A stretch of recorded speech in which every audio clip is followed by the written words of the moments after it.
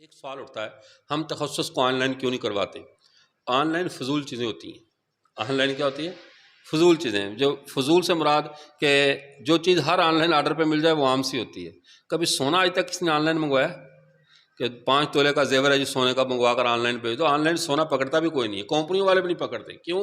وہ سونا ہے، جو جتنی قیمتی چیز تو وہ آن لائن ہی ملے گی۔ ہیرا تو آن لائن کبھی سنا نہیں ہوگا میں نے ہیرا آرڈر کیا، ڈائمنڈ جناب دبئی سے میرا آن لائن ڈائمنڈ آ رہا ہے۔ کیوں؟ جو چیز جتنی قیمتی ہے وہ اتنے ہی عوامی ہاتھوں سے اس کو محفوظ رکھا جاتا ہے۔ یہ ختم نبوت کا تخصص ہے۔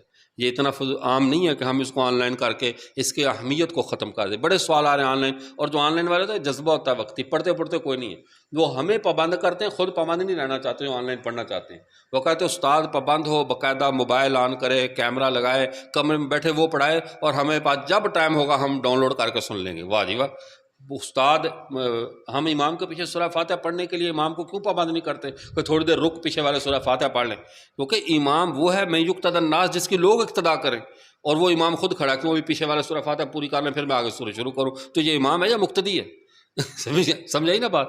امام کا کام امامت کرنا ہے، مقتدی کا کام اس کے پیچھے چلنا ہے۔ امام کسی کے لیے نہیں رکے گا کہ کون پیچھے یا کون کیا کر رہا ہے۔ وہ ایک دفعہ میں نے آواز پڑھائی تو پیچھے سے ایک آدمی نے آواز دی، وہ آرمی والے تھا، ریٹائرڈ تھا، پتہ نہیں، وہ ریٹائر ہونے کے بعد نے کہا نا چونکہ 25-30 سال سروس میں تو ان کو دماغ استعمال کرنے کی اجازت نہیں ہوتی نا، تو اور اس بعد جب اچانک استعمال کرتے ہیں پھر اوور لوڈ کی وجہ سے فیل بھی ہو جاتا ہے ایک دم۔ تو وہ اس نے مجھے سوال کیا، کہنے لگا کہ جی وہ قاری صاحب آپ نے التحیات، ابھی تو میں نے صرف التحیات پڑھی تھی اور آپ نے سلام پھیر دیا، یعنی میری ابھی التحیات پوری ہوئی تھی آپ نے سلام پھیر دیا، تو یہ تھوڑا سا آپ سلو کریں۔ میں نے پیچھے مڑ کر کہا آپ آئندہ سے اونچی آواز سے التحیات پڑھیں، مجھے پتہ تو چلے آپ کہاں پہنچے ہیں۔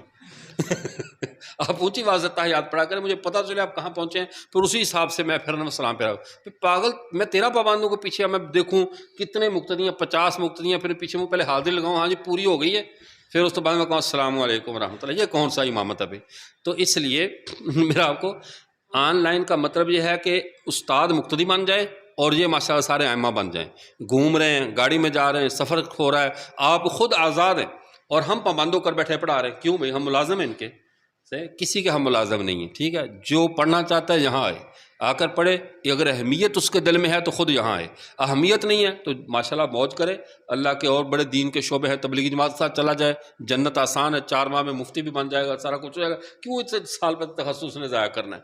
تو بڑے کام ہیں، دین کے اور شعبے کرے، لیکن ہم اس تخصص کو اتنا عام نہیں کرنا چاہتے کہ ہر آدمی ایرا غیرہ جو ہے وہ اس کے اندر آ کر منہ مارے۔ جیسے میں نے عرض کیا، جیسے سونا آن لائن آرڈر نہیں دیا جاتا، پیزے جیسی فضول چیزیں شعار میں یہ آن لائن چلتے اچھے لگتے ہیں، تو تخصص آن لائن اچھا نہیں لگتا، مجھے اچھا نہیں لگتا۔ جو کرواتے ہیں اللہ ان کو جزائے خیر دے، ان کے ذہن میں بھی ہے کہ چلو وہ بھی ہماری طرف سے کلمہ خیر کے مستحق ہیں کہ وہ محنت تو کرتے ہیں نا، کچھ نہ کچھ اپنے آپ کو پابند کرتے ہیں، نرمی کو اس درجے تک آ گئے کہ کسی طرح یہ امت راہ راست پر آ جائے اور ان کا فائدہ ہو جائے۔